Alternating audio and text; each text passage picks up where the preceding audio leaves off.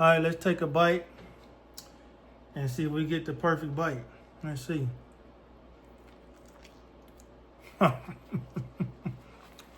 It's real. It's real. Yo, what's up, everybody? It's your boy JB with All the Flavor Barbecue.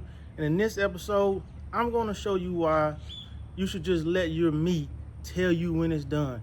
You don't have to sit there and watch your clock wondering, when do I do the next step? I'm going to show you why. Let's go. I'm going to attempt to show you today that you don't have to use the 3-2-1 method when cooking your ribs. You know, the way that I was taught is that you let your meat tell you when it's done. And today I'll show you how to tell when your ribs are ready also. We're gonna do the bend test and all of that stuff. And I'll show you that stuff once the ribs get close to being done.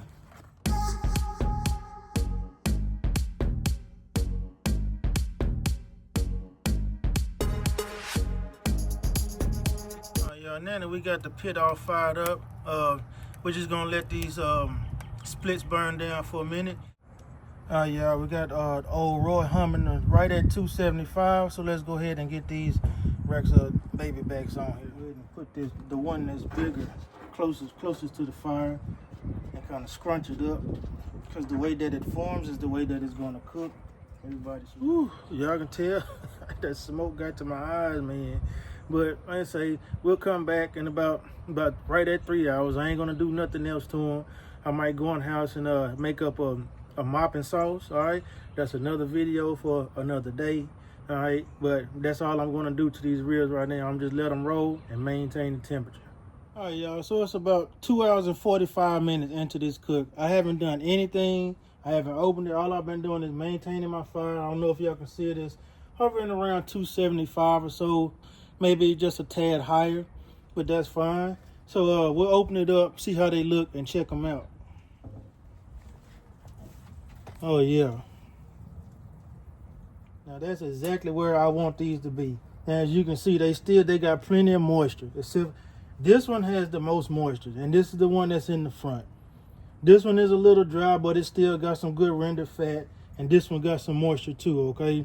So what I'm going to do, I'm going to check for tenderness right now. Remember we was talking earlier about the little wave? So as you can see, these ribs, for them being baby backs, are almost done, okay?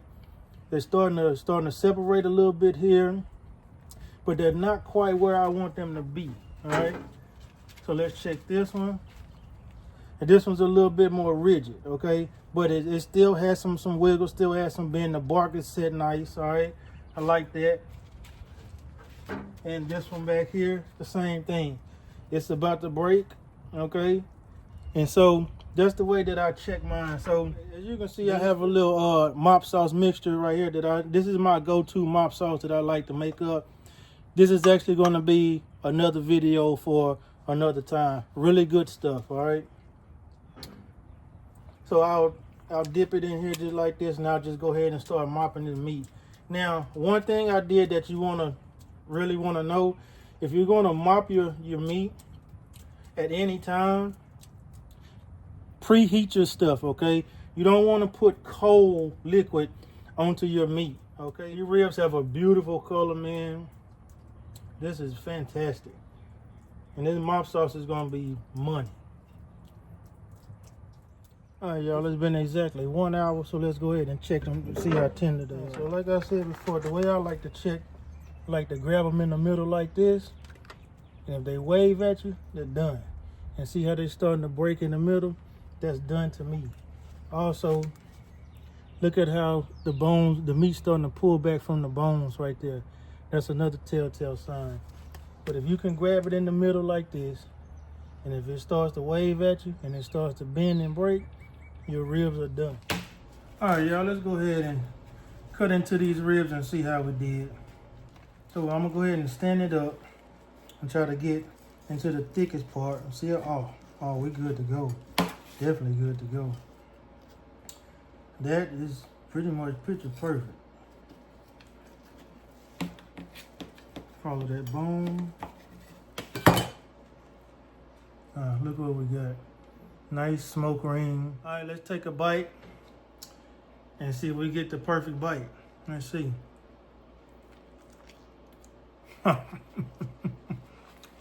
It's real. It's real.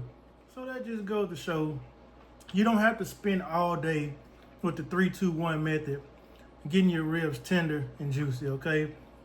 Let's recap what we did.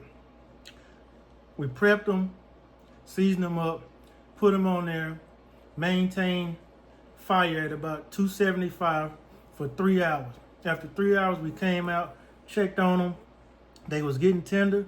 We basted them, wrapped them, put them back on the pit for an additional hour. After that 1 hour, we was done. So you're looking at about a 4-hour total cook time with minimal effort. All right, y'all. If this video helped you in any way, please like and subscribe so you don't miss any more videos like this one in the near future. And as we always say, it's your boy JB with All the Flavor Barbecue saying y'all be easy, peace, be safe.